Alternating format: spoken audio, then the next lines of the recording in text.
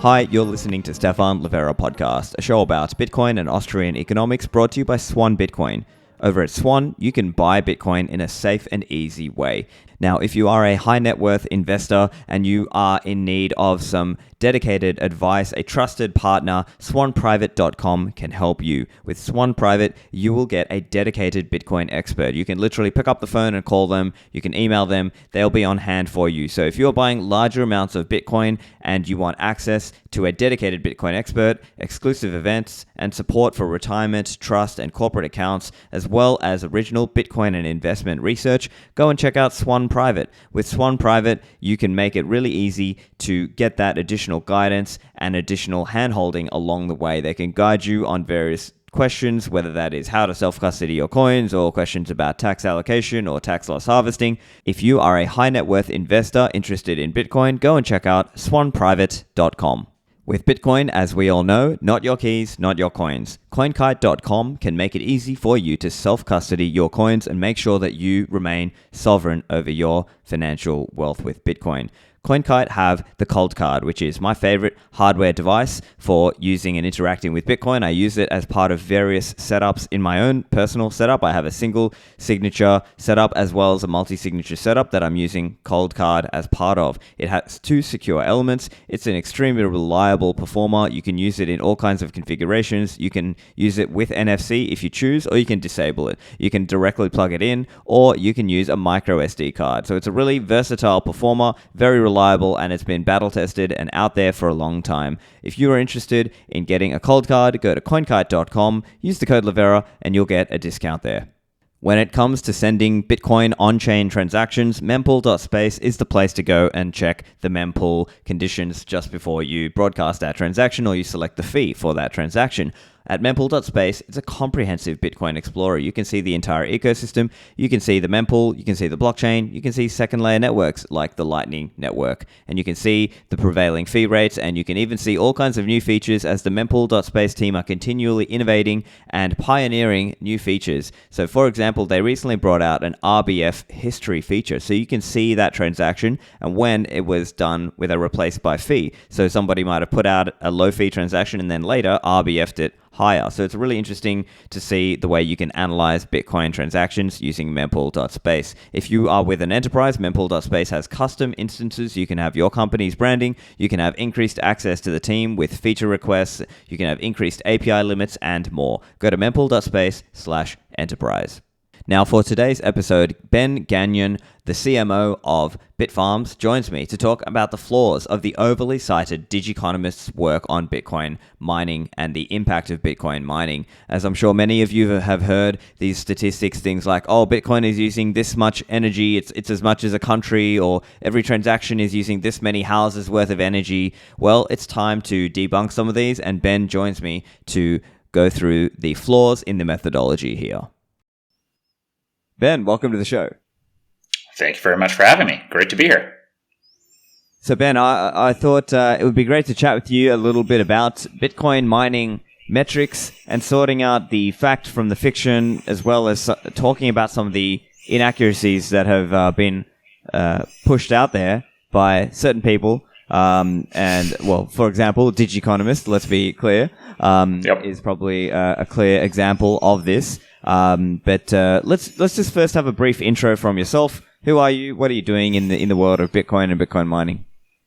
Yeah, so my name is Ben Gagnon. I'm the Chief Mining Officer at BitFarms. BitFarms is one of the oldest and largest publicly traded Bitcoin mining companies in the world.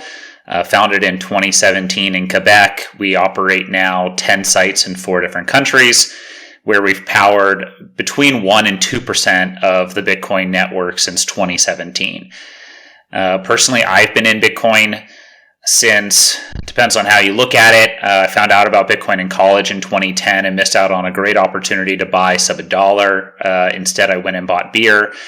So that, watching the price go from sub $1 to over $1,000 in college really makes you get interested in the subject. I tried buying my first Bitcoin miners in 2013 from a company called Butterfly Labs, and they never shipped me my miners. And then in 2015 with Ethereum, I actually quit my job and started mining Ethereum full time. and quickly moved into mining Bitcoin full time when I realized that Ethereum really wasn't, the asset that I was hoping it to be, especially after the Ethereum Classic hard fork debacle. So I slowly became a maxi starting around 2017. I think I completed my transition to a maxi in 2019. And I took the job with BitFarms December 2019. I've been with them ever since. Fantastic. And I guess while we're here, obviously, as I'm sure you are aware, right now there is a lot of this BRC20 garbage, and I'm sure this is obviously there's a lot of fees. So right now transacting is a lot more expensive. I do believe it's temporary though, but I guess while we're here as a miner, I guess this is probably a great time for you guys, right? Oh yeah, I was looking at actually we signed a block yesterday. We actually just had a milestone that we hit yesterday. We mined our 21,000th Bitcoin with hydropower yesterday. So we signed that onto a block, and I was like, the block fees are 38% of the block reward?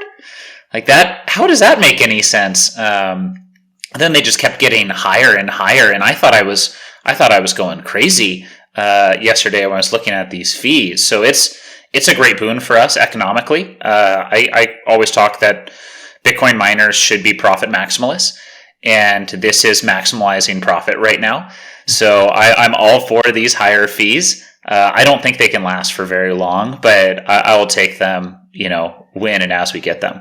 Right, yeah, I agree. I do believe it's not really a sustainable thing, but, take it while it's there. But let's focus on the topic for today around Bitcoin mining metrics, how certain individuals are dishonest in how they promote a narrative that obviously, benefits their kind of narrative. So let's talk a little bit about that. Do you want to just contextualize this issue around the so-called climate problem with Bitcoin mining?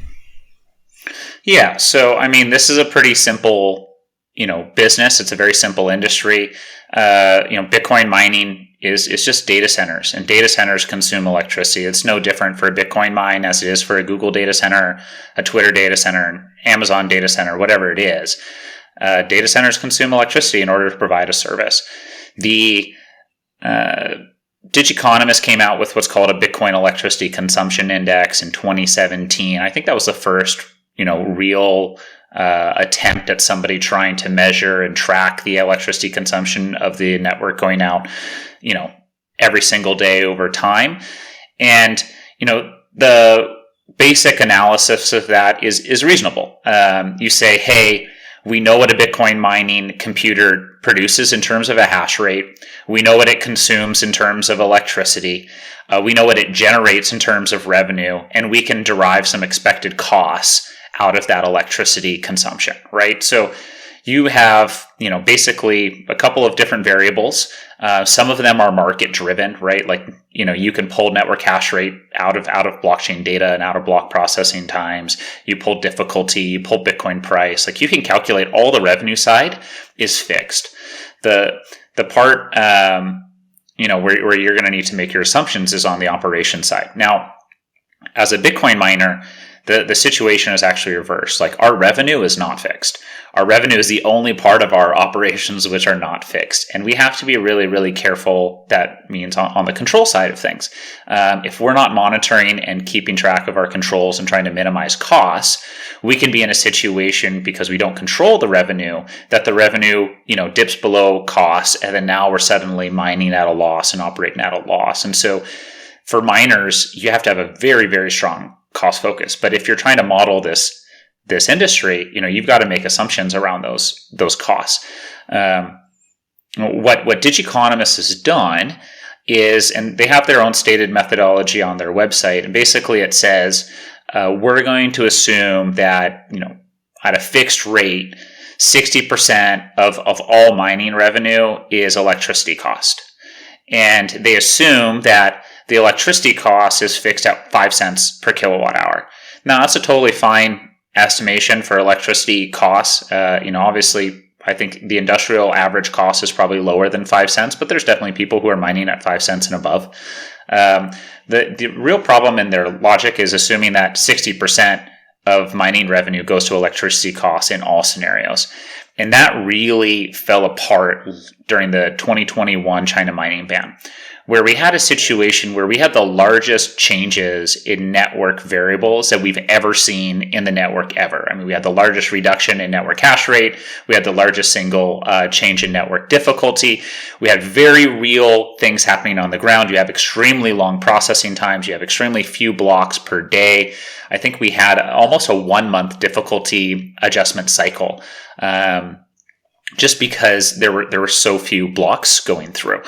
And so, at that time, if you have falling network hash rate and you've got falling competition and you've got an increasing price or even a flat price, what you're going to see is increasing mining profitability.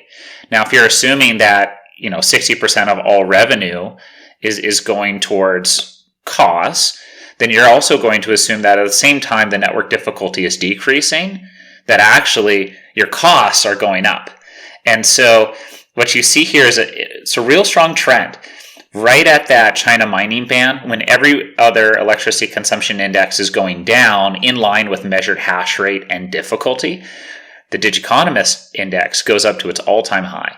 And it goes up from something like 10 gigawatts to 26 gigawatts of demand in a couple of months. So, they're talking about a growth factor of 2.5 times in a matter of months. The real world practicalities of even getting those miners, securing that much power, that much capital investment, forget all of that. That's not only impossible, we're just going to ignore it for now. And we're going to assume that 60% of the costs are going up. And so what we saw, and this is the best way I think to look at that, is you have to look at what the watt per terahash assumptions are, right?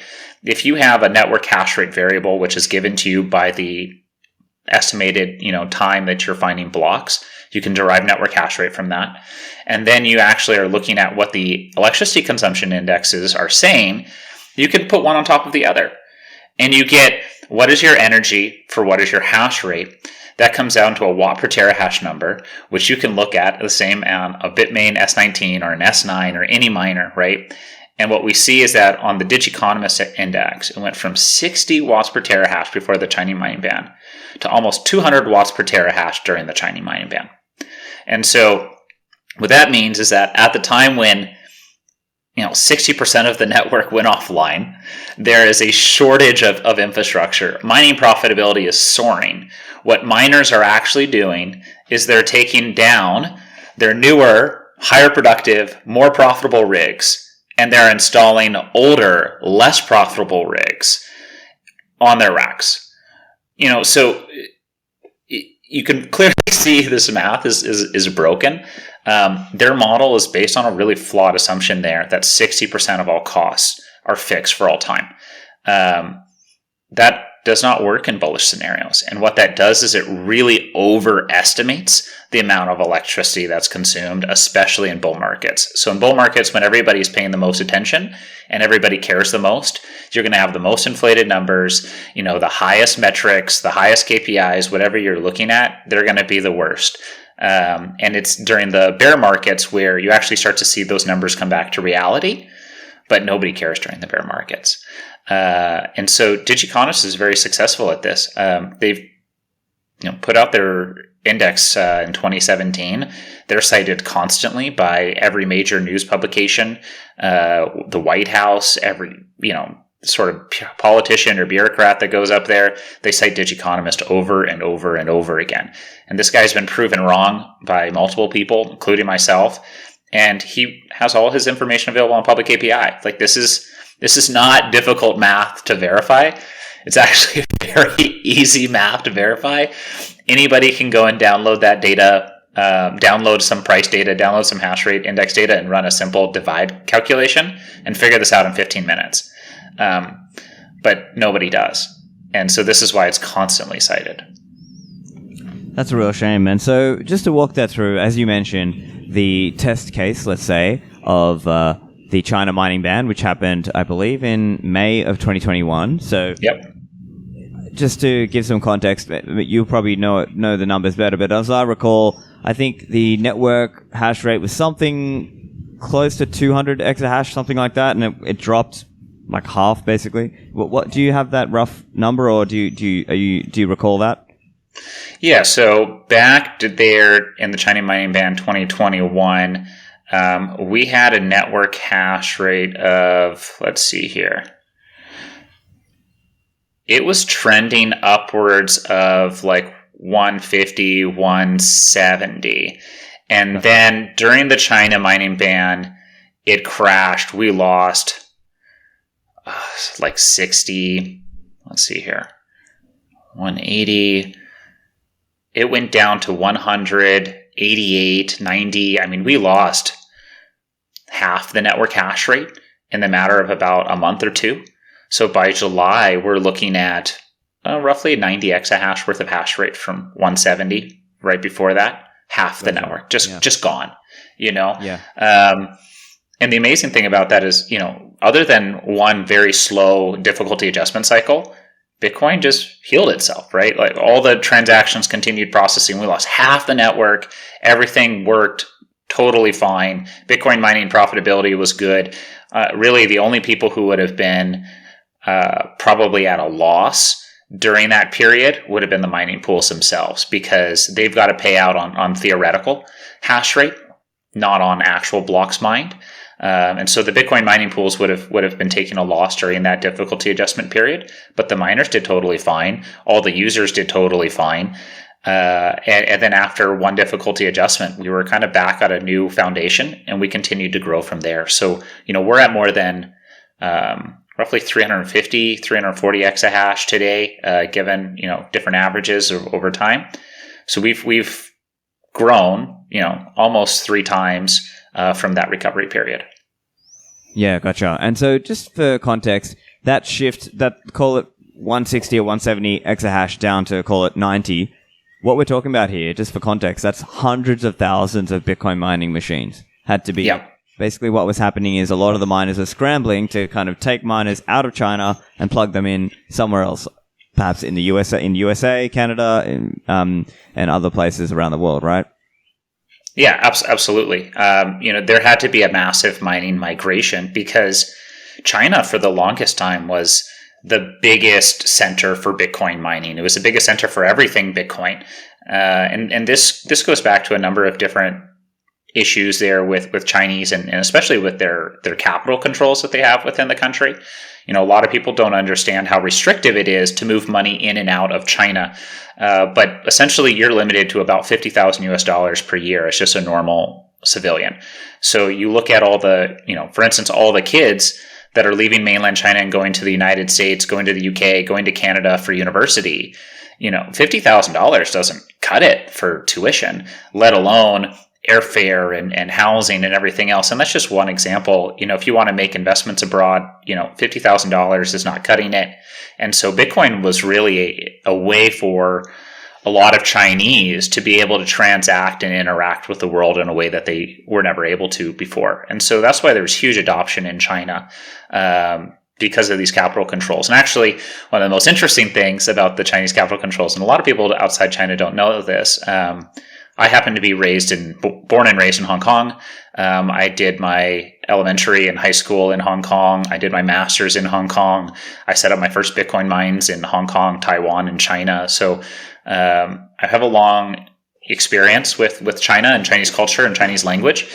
And what happened with these capital controls in 2017, Beijing actually came out and said, you know, we're tired of people sending their RMB to a cryptocurrency exchange, buying Bitcoin and pulling it off and sending it to international exchange and selling it for USD because you're circumventing our capital controls. And so they said, okay, you can't use the top 4 cryptocurrencies to do this anymore. And at the time, that was like Bitcoin, Litecoin. I can't even remember what the other ones are. You know, nobody really uses them, but Bitcoin and Litecoin were two of the ones including that restriction. Ethereum was number 5. And so it just squeaked out on that list. And if you look at the price action on Ethereum, within 2 days of this currency control restriction being in place for Bitcoin, Litecoin, and others, Ethereum started taking off in value. And you see it going from $10, $11, $12, $20, $100, $200, $430. And it was entirely driven by the Chinese demand to get, dollars out of the country via cryptocurrency.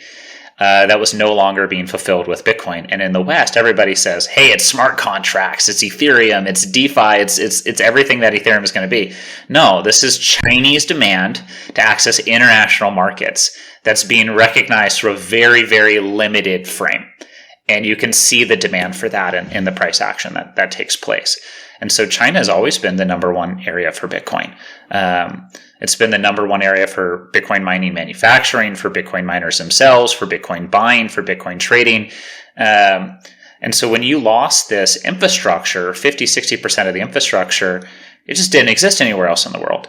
You didn't have the megawatts, you don't have the power generation capacity, you don't have the facilities, you don't have the transformers, the distribution lines, the agreements in place. Like, that all takes time, and it's not as fast as it is in China. In China, you can build a Bitcoin mine in 8 weeks. In the West, it might be 8 months. And that's if you have everything lined up and you have it organized and you've got, the various entities and parties who are involved who are supportive of the project. If you're going up against headwinds, 8 months is nothing. It could be 12 months. It could be 24 months. You could go 24 months and never get approved. Gotcha. Yeah, okay. And so, bringing it back to the estimates needed to estimate, Bitcoin mining impact. And I think there's so many different things that go into this, because you have to think about what is the average miner machine being used, what's like the power, being used. There's all these assumptions that are built into that to try to come up with this number on what's the supposed impact to the environment, or some of these numbers that get thrown around. So can we just talk through some of those assumptions that would be required and where you might challenge or question the Digiconomist story?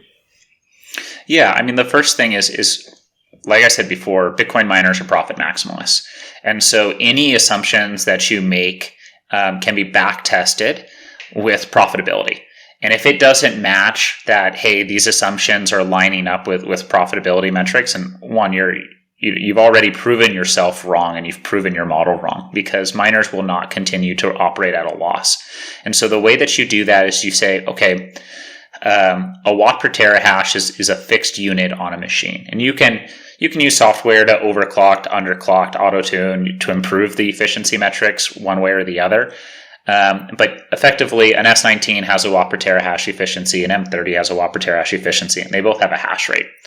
Now, if you take the watt per terahash efficiency, you multiply that by 24 hours in a day, you multiply that by 1.04, which is roughly the amount of electricity that you're going to need to run for fans and lights and networking servers and all the other electricity components in your facility. And then you multiply that by the electricity price that you receive per kilowatt hour, and you divide by 1,000 to change watts to kilowatts, you get an operating cost per terahash. And that should be your base metric. Like, that's our base metric as a miner. When we're looking at where do we stand competitively with cost, we're looking at what is our operating cost per terahash, and then we're comparing that to revenue per terahash, right? And we're doing all of this in US dollar basis. Now, there are two ways to improve your US dollar per terahash cost basis. You can either improve your energy efficiency, or you can drive down your cost of electricity. And when you look at those two variables and which one is a bigger impact on the two, it's cost of electricity. You can improve your efficiency, and obviously that's going to have a direct measurable benefit. But improving your cost of energy efficiency, or improving your energy efficiency, comes at a direct cost in terms of more expensive hardware, right? And so the better way to address your costs is with lower and lower energy prices. And that's also true because you don't want to be mining even on a very high efficiency machine if your energy costs are too high. Like, if you're at 10 cents electricity, you shouldn't be mining even on the best hardware, right? This is really an incentive built into the system to keep miners away from overly priced energy and trying to focus on these kind of overlooked, underutilized, marginal sources of energy that you can acquire for lower costs. And so when you look at it on an operating cost per terahash basis, you can start making these assumptions. And the second thing that you start doing is you have to say, okay, well, these are my assumptions for electricity cost. Now you've got to make assumptions for what the entire industry might be doing or find competitive. And then you have to make assumptions in terms of how long a miner might actually be good for. And the reality is that, and this ties in with his e-waste metrics, he expects a miner to be good for 1.5 years before it's obsolete. And it's like, no, that's wrong. Miners are just computers. And if you leave a computer in a good operating condition and good environment, that computer will turn on 10 years later. It will turn on 20 years later. It will still work. It'll still run. Now, you might be used to a faster computer at that point, but it doesn't mean that that computer is necessarily any slower than it was 10 years ago. It's just your understanding of the relative speed has changed. These miners, even from 5 years ago, are still profitable today. And that's generally the math. Like you expect that a miner should run for 5 to 7 years with an economic useful lifespan. And what we see is over time, they'll transition from higher cost sources of energy to lower cost sources of energy. So places like Venezuela, who have very low cost of energy, they become the buyer of last resort for all this hardware. So you have all these different assumptions. And what I look at is an assumption that says, okay, let's take a look at what is the watt per terahash of every machine that's ever been produced.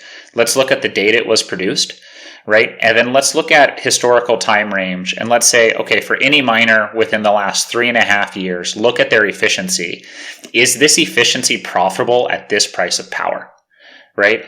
If this miner is not even profitable, sorry, I'm not including it in my mix of miners that are out there. If the miner in the last 3.5 years is profitable, I'm including it in the mix. Now, could you extend that out to 5 years because that's kind of the minimal useful lifespan? Yes, you can. But there's also such improvement in the miners over time that, a miner from 5 years ago share of the market is relatively small and becomes kind of an outlier and a meaningless number. So I look at the miners for the last 3.5 years. I look at their energy efficiency and I compare that with an expected electricity cost to say, hey, these are the range of miners that are available out there in the world and are profitable. And we're assuming that it's going to look some sort of a mixture of these various miners. And then we make some average assumptions based on that. And what I found is that this is a metric that tracks really, really well throughout bearish and bullish scenarios. Whereas the Digiconomist model works decently well in bearish, but completely fails in bullish scenarios and overestimates. This is a model that actually tracks really well because it's a model that's based on the logic of an operator, right? It's based on the logic that I have when operating our business. It's not based on what an academic thinks that we would model our business on. It's not based on what they think that we might encounter as economic scenarios. No, this is based on 8 years of real world Bitcoin mining experience and what we need to do to optimize and build long-term sustainable facilities. And so that's the way that you need to do it. That's the way you should do it. And there's going to be variances over time. Anybody can tweak the assumptions and get slightly different figures. I think the key thing here is to be open about your methodology, to be open with your data and be open for critiques, right? In the academic world, the whole thing is supposed to be peer reviewed and checked by other sorts of academics. The reality is that none of the people writing any of these academic papers have ever mined a Bitcoin, have ever touched a Bitcoin miner, have ever really even been in facilities. A lot of them have an actual hatred and bias towards Bitcoin. And so they've got a bit of an agenda when they're doing their academic research. And it's not actually being done by experts in the field or people on the ground or people with real hand experience. When you do comment and you do critique the work of Digiconomist, it doesn't go over so well. It's really not picked up by any meaningful, outlet. New York Times is not going to write that the number one, source for all of their articles on Bitcoin mining is a fraud. And that's a really uphill battle to fight because, our company here, we've been operated with over 99% hydropower for 6 years. We've mined over 21,000 Bitcoins with hydropower. I've had dozens of conversations with mainstream journalists since 2021 when people really started paying attention to electricity consumption. And the question is always the same. It's, why is Bitcoin mining dirty? And why is Bitcoin mining bad for the environment? I'll spend an hour saying, no, this is not why. This is why it's not bad. This is why it's actually good. This is why it's, the information that you have is wrong.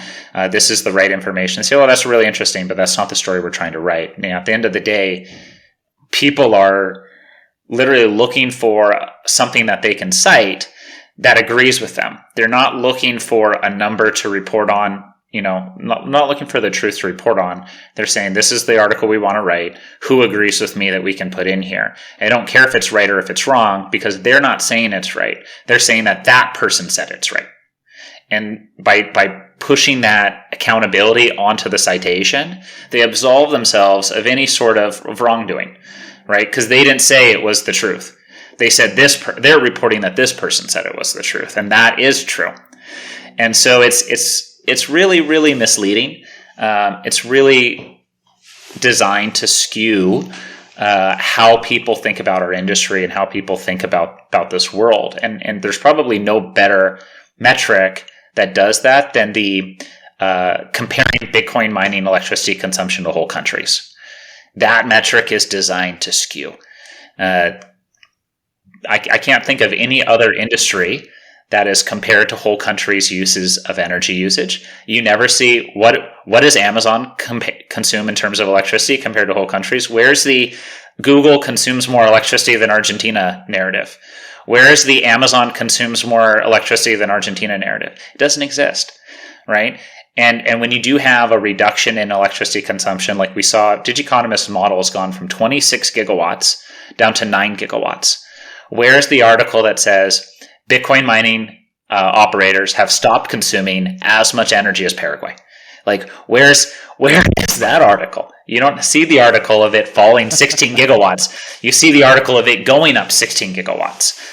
The reality is some of the key points. So, as you were saying, it's the assumptions built into the Digiconomist modeling is flawed. So, as you said, probably the key one is this key notion that 60% of the cost is always electricity, when that's not always true. And then I think secondarily, you were pointing out that there's an inaccuracy, or it's flawed to assume certain devices, the useful life of different devices, which drives a different calculation in terms of which devices are being used, as you said. So this kind of assumption that after 1.5 years, it's waste, when in practice it's more like 5 to 7 years that an ASIC machine has of useful life. Would you say those are sort of the main two, let's say, critiques of that particular model? Or yeah, for sure. One, it's assuming that, hey, your costs are fixed here regardless of mining profitability, which is completely flawed. Like our gross mining margins swing wildly. I think we've seen our gross mining margins go from like 83% during the peak of 2021 down to like 12%. I can't remember the low that we hit last year, as Bitcoin price was falling down to like 16K, but it would have been sub 20%. And so, 83 to 20, like that's already more than the 60% that you're assuming. It's a highly variable number, and it's not realistic to assume that stays fixed. It also implies a lot of assumptions about the real world, which are not practical, right? Electricity prices don't move like that. Electricity demand doesn't move like that. You can't buy machines and invest new capital like that. It doesn't happen so quickly. There's huge lag effects to those sorts of things. Okay. And then I guess the other question people might be thinking is, okay, so if Digiconomist is getting it wrong, is there anyone who gets it right? Is there somebody is there a better modeling or a better metric that's maybe a little closer to reality? So there's really only two publicly available, one that people tend to cite, and it's Digiconomist's Cambridge. Both the models have their severe limitations. I say Digiconomist, they're fundamentally wrong in terms of their assumptions and their methodology. So that's obviously the more grave of the two. Cambridge is something that I think started out with a lot more transparency and honesty associated with it, but they've had a lot of turnover in terms of their organization who's running the project. And so it's kind of out of date. I wouldn't say that either of those models really pumping out good numbers right now. The best model that I'm aware of is the one that I created for us internally to like counter the FUD. And it's something that I'm speaking about with Bitcoin Mining Council about whether or not we want to just pass this on to Bitcoin Mining Council for them to start utilizing and start pushing out our own data, because, we as an industry are being attacked by all sides, and we're not being attacked with good information. We're being attacked with bad information, which is it's a very frustrating battle to have. Yeah, of course. And so, bringing it back to this idea of, Bitcoin is using more energy than this country, or the other big one that's highly deceptive is you see sometimes people quote this stat of, every Bitcoin transaction uses this much, carbon and things like this, which, so it just presents an extremely dishonest view of the reality, which is that the transaction itself, it's difficult to place an exact amount, even if you were going to be in that world of as our friend Pierre Rochard has shown, Bitcoin miners emit zero carbon, but in the same sense that people will count, let's say, Tesla, they'll say a Tesla has zero emission car, but if you count the actual energy used as part of that Tesla, well, then it's not a zero emission car. And okay, fine. In that sense, if you're talking about, I think people use the term stage 2 or stage 3 emissions, right?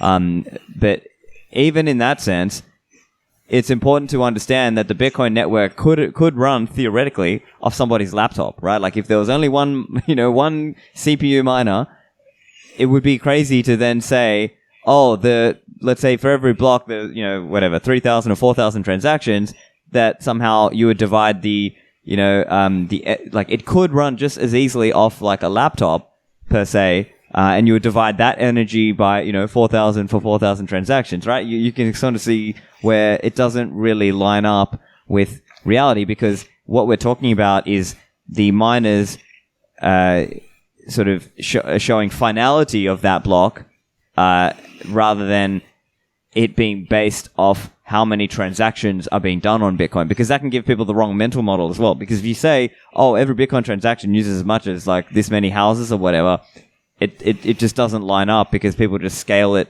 linearly, and that's simply not how Bitcoin transactions work, right? Yeah, I mean, those are two metrics that are designed to misinform. And this is the reason why they exist. They're there to push forward an agenda. When you look at electricity consumption as countries, it's an exponential curve, starting with China as the largest electricity producer and generator and consumer, and then it goes down to the United States and so on and so forth. And it's an exponential curve. It drops down really quickly. So by the time you get down to a country like Argentina, which is a G7, it's large. Actually, it's not a G7, but it's a very large economy. I think it's in the G20. It's not in the G7. It's G20, I think. It's a very, very large economy. They consume about 0.1% of the world's electricity, right? And so you look at it, it's like, Argentina, it's such a big country. Obviously, we're talking about something that's like 5% of the world's electricity. It's like, no, it's an exponential curve. And, China is producing and consuming the most. Then it's the United States. By the time you get down 20, 30 countries, like we are talking about fractions of a percent, right? And the reality is that we're not consuming kind of mainstream electricity. Like Bitcoin mining works really best if you're looking at the normal distribution curve, where Bitcoin mining is the best is at the tail end scenarios. Like we're here to monetize the inefficiencies that are already present in these systems, whether that be oversupply of renewables, right, that are leading to negative pricing, or oversupply of electricity generation capacity and infrastructure and an undersupply of demand. Like Bitcoin mining is best suited for these kind of tail end scenarios. We are not in the middle in like Manhattan or, the city of London or downtown LA and competing with people for megawatts. Like that doesn't make any sense. It's not economically viable. And so we're in these remote parts. We're in these areas where electricity is often wasted and underutilized. And so when you look at the number one consumer of electricity worldwide, it's waste. It's 17% of basically every kilowatt of all the kilowatts generated go to waste. And when you look at how much electricity we consume as a network, it's like 0.1%. 0.1% of the electricity, not even close to 1%. We are many multiples away from hitting 1% of the network. And 17% of the electricity is wasted on a daily basis. And that's the electricity that we're going after. And so when you look at it, it's like, okay, Bitcoin mining does not actually consume that much electricity. The amount of electricity that is wasted is massive. And Bitcoin mining is actually an economic incentive to reduce waste and reduce emissions. And it's actually the only natural economic incentive in the world that incentivizes the reduction of waste or the reduction of emissions. If it's not for Bitcoin mining, the only incentives that exist in the world are subsidies, government subsidies paid by tax dollars or inflation. And so, one, this is a metric designed to mislead. And two, it's actually getting rid of Bitcoin mining or fighting against Bitcoin mining is actually fighting against the only natural economic incentive in place on the entire planet to reduce emissions and reduce waste and recycle your inputs into another valuable product. And so it's actually going to do the opposite of what they claim. The second thing that you have to look at there in terms of the Bitcoin energy per transaction, again, it's a metric that's designed to misinform and mislead. And so they'll say, hey, this is the amount of electricity consumed by the network. This is the amount of transactions in a day. And therefore, this is the amount of Bitcoin energy per transaction. It's like, well, one, you're ignoring a lot of other transactions. Like you're ignoring all the transactions that happen on Lightning Network. You're ignoring all the transactions that happen on centralized exchanges, which are off-chain records and happening on their private balance sheets. And is the vast majority of transactions, are those invalid transactions or are those not real? Those are real transactions where the majority of data is taking place. So you're looking at a very, very small subset of transactions. And then you're saying, okay, well, all the energy that's consumed by Bitcoin mining is just going to those transactions. And that really is a misnomer. And I think that's designed to mislead as well, because it goes on to this idea of POS versus POW. And I think that's the whole metric behind this, the whole reason for this metric of energy per kilowatt hour or energy kilowatt hours in terms of per transactions. It's they want to ascribe an energy value per transactions. They want to try and reduce the energy value by reducing our energy consumption. Well, like the reason why we're consuming more electricity is not because we're processing more transactions. It's because we need greater and greater levels of security. And that is the one thing that POS does not address. Like, sure, they address energy consumption per transaction, but it does not in any way address the security angle. And the whole reason why we consume more electricity, the whole reason why we put more and more money into infrastructure is to make the network more and more secure, not more and more, not pump out more and more transactions.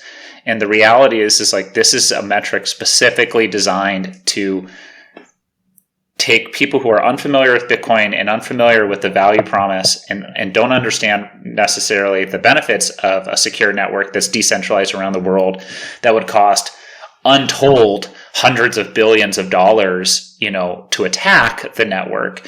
They're trying to get away from that and just put it into this energy efficiency box. And the reality is that the vast majority of what Bitcoin miners do on a daily basis is prevent bad changes from happening to the network. Transactions are secondary. Like transactions are happening every single block, but the miner's function is to secure the network, not to process your transaction. That's just one small part. Yeah, I think that idea of securing the network or the validity of transactions, the finality of transactions, is probably more accurate. That's really what the energy usage is going towards. It's not per se per transaction. And I think that's the important point for people to understand. I'm curious, what's Digiconomist's response been to you? I'm sure you've been trying to put this out there to correct him or critique his modeling. Has he publicly responded to you at all, or has he just fully ignored you? I've gotten one or two comments back on Twitter. The last time I put out a thing on his watt per terahash, the one word response was silly. So, he he doesn't take it seriously. Here's an academic who's only reviewed by other academics. I mean, I joke, but my dog has been in more Bitcoin mines than Digiconomist. Like, my dog has physically been in over 10 different Bitcoin mines in 3 different countries, and is going to go to another Bitcoin mine in a 4th country here next week. So my dog has more Bitcoin mining experience than Digiconomist, probably the number 1 cited expert in the entire world on Bitcoin mining, and he has 0 experience. It's bizarre. So it's important to understand the state of the debate around the world, and we're seeing all kinds of dishonest actors like the propagandist blog known as the New York Times, who also came out with a very dishonest piece, as I spoke about with my friend Pierre Rochard, so people can check out that episode. I also think it's important to really point out the benefits, and I think I'm coming more from the Alex Epstein camp here in a way. I'm saying we should be arguing that more energy use is a good thing, and that we shouldn't be trying to sort of minimize ourselves or say, oh no, we're trying to incentivize the renewable, quote unquote, renewables. I think the benefit is worth it. I just think we should be using more energy, and so be it. It's a good thing for the world. And so I think that's, one way of looking at it. I understand there's a range of views amongst Bitcoiners and Bitcoin miners on how to criticize or critique that kind of attack. And so I think it's important that there are a range of different views out there, and more importantly, correct information to correct incorrect models around things like how much energy is being used by each Bitcoin transaction, quote unquote, or how much energy the network is using relative to various countries or relative to the world, as well as you were saying, profitability, and really assessing Bitcoin mining metrics based on that idea that, miners are actually trying to be profitable here. They're not just trying to run an operation just merely for the sake of running an operation. They're trying to make a profit, and therefore the assumptions should be based on that. But I think maybe one of the challenges is a lot of Bitcoin miners are and naturally focused on trying to make money. They're trying to, stay alive. It's a competitive industry. They're trying to stay alive. They're not necessarily trying to go out and fight public battles to correct the record. And maybe that's where people like Digiconomist and other people like that are just they're running unchecked in the media. Oh, for sure. That's definitely been happening. For a long time, I think Bitcoiners, especially Bitcoin miners, have really wanted to stay under the radar. And, hey, I'm going to build my Bitcoin mine. I'm going to set it up. Like, I just want to be left alone and to run my business. We have, I think, every different halving epoch, I think we have kind of a transition into a more industrialized, more professional phase of the industry. I'd say phase 1 is like the entrepreneur hobby. Stage 1 would be like the hobbyist enthusiast. Stage 2, the second halving, would be more of like the entrepreneur and maybe the speculator. Stage 3 would be like venture capital. Stage 4 is like small cap, public companies, where we are now. Then you got mid cap, then large cap in the next 2, and then you're on to like sovereign nations. And so each halving epoch is its own kind of phase. And people need to understand that, over time, the sophistication of the network grows, the sophistication of the user base grows, and that with it needs to come a rising level of sophistication and security. Like, you are not going to get, major hedge funds, major institutions who are backing a asset class that's run out of people's garages. Like, it's not going to happen. If there's an element to it, that's no problem. But if that's the entirety of the security, there's no way that this reaches, the escape velocity, and this reaches the institutional adoption scale. So we have this kind of rising sophistication over time. And so I think only with this new sophistication, people becoming public and wanting to be not just under the radar anymore, but actually be out there in the public sphere, we are now starting to get companies who are starting to challenge this information. Because for a long time, it was, I don't want any attention paid to me at all. I just want to remain under the radar. And now that we've hit this stage where companies realize, hey, going public is kind of the next phase in order to continue growing, continue providing a greater level of service, greater level of security, and growing the company with cheaper, more plentiful dollars via public capital markets. Like, this is starting to change. It's something that we've been doing in Canada. BitFarms and a number of other major Canadian companies have come together. We created a Fair Tax Coalition. So we've been working to educate and inform the politicians and bureaucrats in Ottawa, about what is our industry, what are the implications of the different tax legislations that they want to put forward, what that would do to our industry, how that would make things unfair to different Canadians in different parts of the country. A lot of these politicians have never seen even a photo of a Bitcoin mine. And so it's really hard, I think, to go out there and say, how are you supposed to regulate and legislate on something you've literally never even seen a photo of, let alone understand the complexities within? Like, you haven't even seen a photo. I mean, that's like swiping right on Tinder, while wearing a blindfold. Like, you literally have never seen anything, and you're just swiping. It doesn't make any sense. There's a lot of problems with that, and unfortunately, we live in a world where people, shoot first, ask questions later, and that's often the case with politicians and regulators.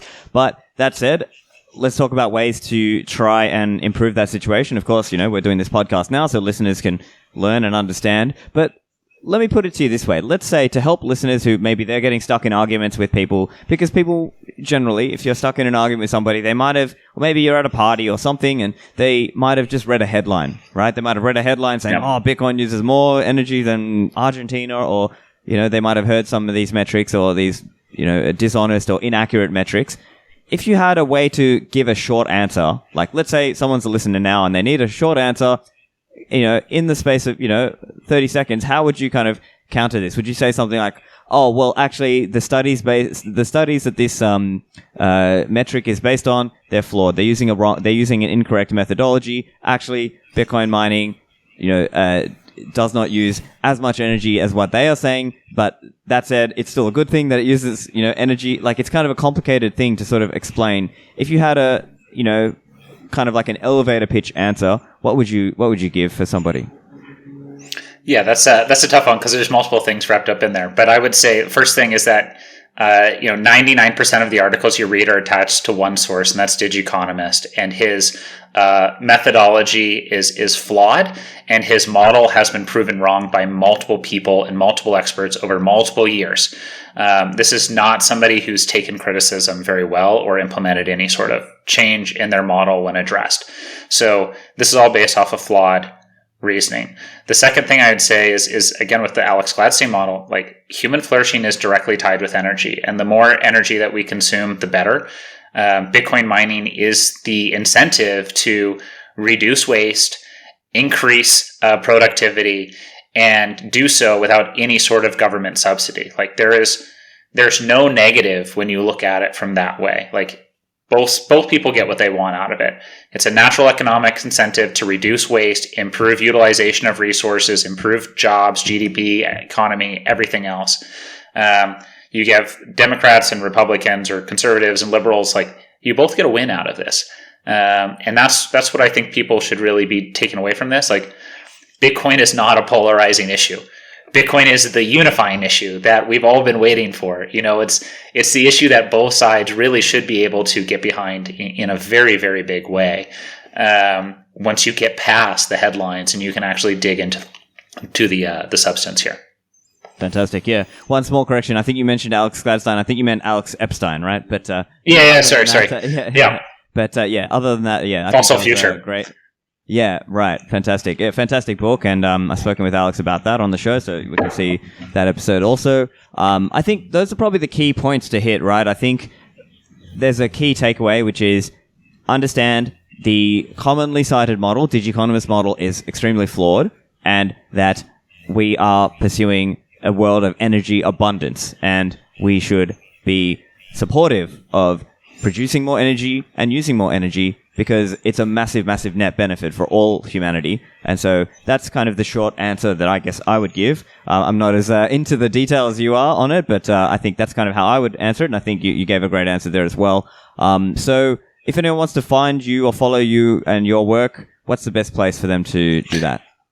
You can follow me on Twitter at #override, HASHOVERIDE.